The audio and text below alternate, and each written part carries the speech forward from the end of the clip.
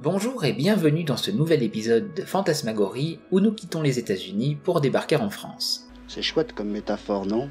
Aujourd'hui, nous allons parler d'un film bien trop méconnu à mon goût, Les Naufragés de l'île de la Tortue de Jacques Rosier, sorti en 1976.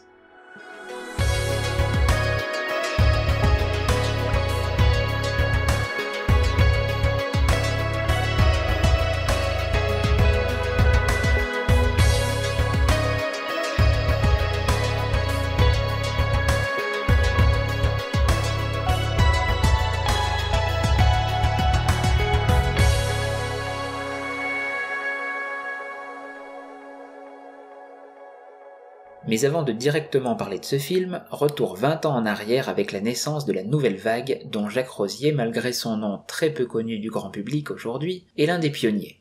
La Nouvelle Vague, c'est un mouvement du cinéma français qui commence au Cahier du cinéma d'un certain André Bazin, pour ne citer que lui, qui va prendre sous son aile de jeunes critiques qui passeront très vite derrière la caméra pour proposer une idée de cinéma novatrice. En effet, là où le cinéma français était devenu, en caricaturant beaucoup, un simple support au roman, la Nouvelle Vague cherche à montrer la réalité du cinéma telle qu'elle est. On sort complètement du cinéma classique avec une manière de fabriquer qui s'oppose aux traditions et qui sera grandement facilitée par André Malraux, alors tout Premier ministre de la Culture en 1959, qui mettra les moyens à disposition pour de jeunes cinéastes qui ne désirent pas passer par le parcours traditionnel. Ainsi, les jeunes critiques que sont François Truffaut, Et ta mère, qu'est-ce qu'elle a encore? Elle est morte. Éric Rohmer, I promessi sposi. Vous avez l'air de connaître l'italien. Jean-Luc Godard, Souris-moi. Bon. Jacques Rivette C'est la mise en scène d'un monde chaotique, mais pas absurde. et Claude Chabrol Tu aimes personne, hein? Si au contraire j'aime tout le monde. vont réaliser leur premier long métrage au même titre que d'autres cinéastes partageant les mêmes valeurs de liberté et de vérité, comme Agnès Varda ou Jacques Rosier pour ne citer qu'eux. Ce désir de rompre avec le passé de la guerre est parfaitement symbolisé par ce courant artistique. Toute la grammaire du cinéma va être retravaillée, que ce soit au niveau du montage, de la voix off, de la façon de filmer un lieu ou un sentiment, et bien entendu au niveau du jeu des acteurs et des actrices. D'immenses figures vont naître de la Nouvelle Vague, comme par exemple Jean-Pierre Léaud et son jeu décalé, Bernadette Lafont, nouvelle image de la femme moderne, mais aussi et surtout sera symbolisée par Anna Karina et Jean-Paul Belmondo pour leur présence naturelle, et c'est en grande partie ce que recherchent ces cinéastes de la Nouvelle Vague, certains préférant même ne travailler exclusivement qu'avec des amateurs, vierges de toute expérience pour en retirer un certain réalisme. Évidemment, la Nouvelle Vague va marquer un grand renouveau du cinéma mondial pour de nombreux pays, généralement directement impactés par la guerre. Que ce soit en Hongrie, en Pologne, en Tchécoslovaquie, au Japon, en URSS, mais aussi avec le cinéma novo brésilien, de très nombreux pays seront directement influencés et impactés par la Nouvelle Vague française. Ainsi, la liberté de création et de renouveau, c'est ce qui définit le mieux ce courant artistique. Et le point de départ, le premier film de ce courant, c'est un court-métrage réalisé par Jacques Rosier, qui s'appelle Rentrée des classes, et qui est sorti en 1955. Godard sera très élogieux après avoir vu ce film. En 1962, Rosier présentera son premier long-métrage à Cannes, Adieu Philippines, dont les acteurs seront choisis dans la rue. Godard dira, après avoir vu ce film, que quiconque n'aura pas vu Yveline Seri danser un cha-cha-cha les yeux dans la caméra ne pourra plus se permettre de parler cinéma sur la croisette. Adieu Philippines deviendra instantanément l'un des films les plus emblématiques de la Nouvelle Vague. 9 ans plus tard, Du côté d'Orway verra le jour et ne restera qu'une seule semaine dans les salles. C'est un an plus tard que Rosier va entreprendre la conception du film qui nous intéresse. Rosier voulait faire un cinéma plus populaire, plus accessible à chacun, et malheureusement aujourd'hui, le nom de Jacques Rosier parle peu, voire ne parle plus du tout au grand public. Les Naufragés de l'île de la Tortue racontent l'histoire de Jean-Arthur Bonaventure et de Gros Nono, tous deux employés d'une agence de voyage qui ont un jour l'idée d'organiser un séjour touristique nommé Robinson, démerde-toi, donnant ainsi l'occasion à chaque vacancier de revivre sur une île déserte l'expérience de vie de Robinson Crusoe. La direction est emballée par l'idée et l'aventure commence. Le film se compose donc de 2 parties.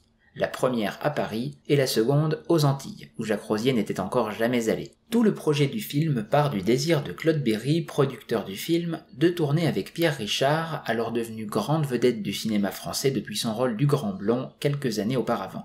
Jacques Rosier est pour moi l'un des cinéastes qui se rapproche le plus du sentiment de liberté. Son cinéma est spontané à l'image des naufragés, à la frontière de l'improvisé, flirtant avec le rêve qui pourrait s'évanouir à tout instant, mais qui à chaque fois évite les pièges avec légèreté. Qu'il filme de jour ou de nuit, il ne triche pas. Si un plan doit être sombre, à peine éclairé à la bougie ou par le soleil qui disparaît à l'horizon par exemple, alors il en est ainsi. On retrouve dans le film la voix off de différents personnages pour bien avoir à l'esprit qu'on ne suit pas un seul homme dans son projet, mais bien chaque personne engagée dans ses vacances.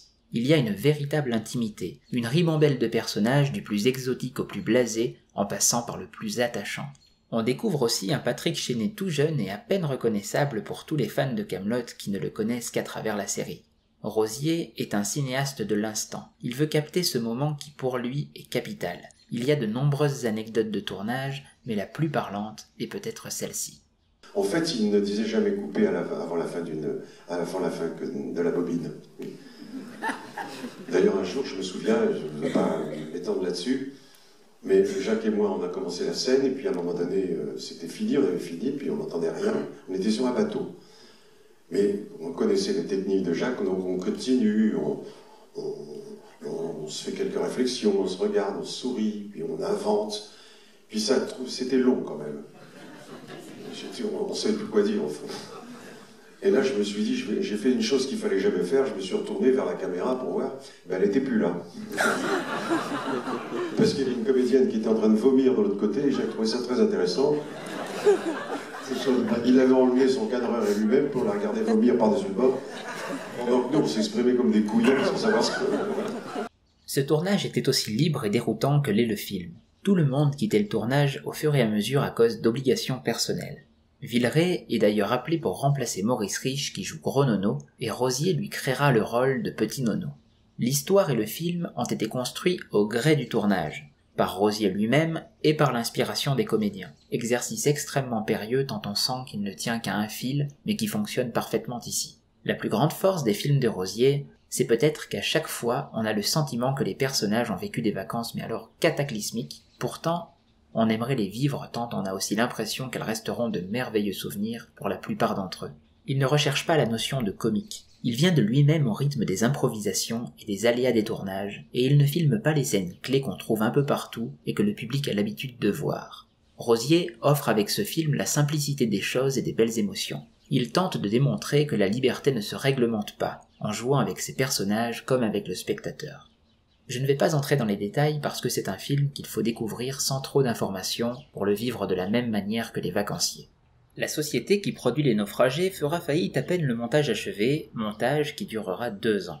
Le film ne sera exploité en salle que quelques jours avant d'être retiré de l'affiche, le public ne répondant pas présent malgré les critiques plutôt favorables. Si vous ne connaissez pas le cinéma de la Nouvelle Vague, qui est vraiment très différent de la majeure partie du cinéma populaire français qu'on fait aujourd'hui, je vous conseille donc de démarrer par celui-ci, achevé quelques années après la fin de la Nouvelle Vague, mais qui en garde absolument tous les ingrédients. Petite parenthèse d'ailleurs, je vois beaucoup de personnes se moquer du cinéma français et je trouve ça bien dommage. Chaque année en France sortent d'excellents films, souvent cachés médiatiquement par de grosses sorties populaires dont certaines sont très bonnes, attention, mais le milieu de la culture demande aussi un certain travail de recherche en amont de la part du spectateur. Faire preuve de paresse à cet égard est très souvent synonyme de déception et c'est logique. Alors à toutes celles et ceux qui se plaignent du cinéma français, mais qui ne regardent que du cinéma populaire surmédiatisé dont de nombreux films ne passeront même pas notre frontière, prenez la peine de vous renseigner un minimum et d'essayer de vous ouvrir à différentes productions.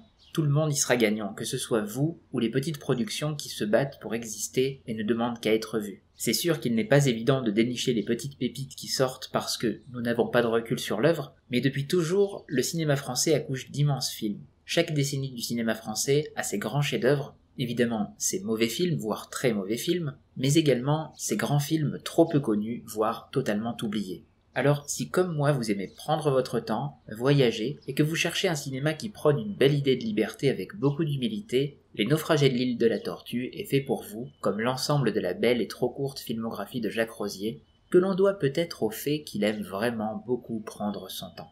Je vous remercie d'avoir regardé cette vidéo jusqu'au bout, prenez soin de vous et à très bientôt. On verra bien.